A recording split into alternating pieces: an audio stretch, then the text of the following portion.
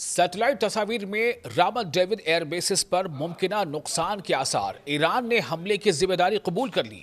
ایران کا دعویٰ، بیروت پر اسرائیلی حملوں کے جواب میں خیبر شکن اور قادر میزائل استعمال کیے گئے۔ اسرائیل کا موقف، تمام میزائل روک لیے گئے یا کھلے علاقوں میں گرے، کسی جانی نقصان کی اطلاع نہیں۔ ایران اور اسرائیل کے درمیان کشیدگی ایک بار پھر شدت اختیار کر گئی ہے۔ ایرانی میزائل حملے کے بعد سامنے آنے والی سیٹلائٹ تصاویر نے شمالی اسرائیل میں یعنی نردن اسرائیل میں واقع رامت ڈیوڈ ایئر بیسز کو نقصان پہنچنے کے اشارے دیے ہیں۔ ایران کا کہنا ہے کہ یہ حملہ بیروت کے جنوبی مضافات پر اسرائیلی حملوں کے جواب میں کیا گیا ہے۔ شمالی اسرائیل میں واقع رامت ڈیوڈ ایئر بیسز ایک بار پھر خبروں کی زینت بن گئی ہیں، کیونکہ جہاں ایرانی بیلسٹک میزائل حملے کے بعد نقصان کے آثار سامنے آئے ہیں۔ یورپی کمیشن کے سیٹلائٹ سینٹینل-2 سے حاصل ہونے والی تصویروں میں ایئر بیس کے ایک حصے پر غیر معمولی تبدیلی دیکھی گئی ہے، جس سے اندازہ لگایا جا رہا ہے کہ حملے کے دوران ایک ہینگر کو نشانہ بنایا گیا ہے۔ ایران کی اسلامی انقلابی گارڈ کورپ یعنی IRGC نے تصدیق کی ہے کہ رامت ڈیوڈ ایئر بیسز کو نشانہ بنایا گیا ہے۔ ایرانی حکام کے مطابق اس کارروائی میں خیبر شکن اور قادر طرز کے بیلسٹک میزائل استعمال کیے گئے ہیں۔ یعنی ایران نے اسرائیل پر نہ صرف یہ کہ حملہ کیا ہے بلکہ اسرائیل میں تباہی بھی مچائی ہے۔ IRGC کا کہنا ہے کہ یہ حملہ بیروت کے علاقے الزاحیہ پر اسرائیلی کارروائیوں کے جواب میں کیا گیا ہے، جسے ایران پہلے ہی اپنی سرخ لکیر یعنی ریڈ لائن قرار دے چکا تھا۔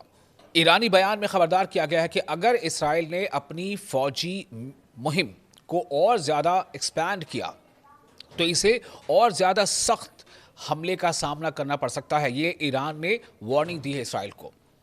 رامت ڈیوڈ ایئر بیسز اسرائیل کے شمالی فوجی کمانڈ کا یعنی نردن ملٹری کمانڈ کا سب سے بڑا ایئر بیس ہے، سب سے بڑا فضائی اڈہ سمجھا جاتا ہے۔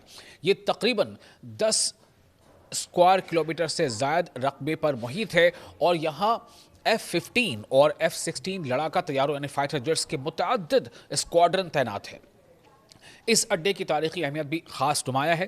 دوسری جنگ عظیم یعنی سیکنڈ ورلڈ وار کے دوران برطانوی افواج نے 1942 میں اس کی تعمیر کی تھی، جبکہ 1948 میں اسے اسرائیلی فوج کے حوالے کر دیا گیا۔ بعد ازاں یہ اسرائیل کی کئی اہم ملٹری آپریشنز کا سینٹر بن گیا۔ ریجنل جو مزاحمت ہے اور علاقائی جو فائٹر گروپس ہیں ان کی جانب سے بھی اس ایئر بیس کو ماضی میں متعدد بار یعنی کئی بار نشانہ بنایا جا چکا ہے۔ حزب اللہ نے 2024 میں اس پر میزائل حملوں کا دعویٰ کیا تھا، جبکہ عراق کی اسلامی ریزسٹنس گروپ نے بھی ڈرون حملوں کی ذمہ داری قبول کی تھی۔ دوسری جانب اسرائیلی فوج کا سٹینڈ یہ ہے کہ حملے میں داغے گئے تمام میزائل یا تو روک لیے گئے یا کھلے علاقوں میں گرے ہیں۔ یعنی وہ کہہ رہے ہیں کہ یا تو ہم روک لیا گیا تمام ایرانی میزائلوں کو یا پھر وہ کھلے علاقوں میں گرے ہیں، یہ مانا جا رہا ہے، اور کسی فوجی اہلکار کے زخمی یا ہلاک ہونے کی کوئی اطلاع نہیں ہے۔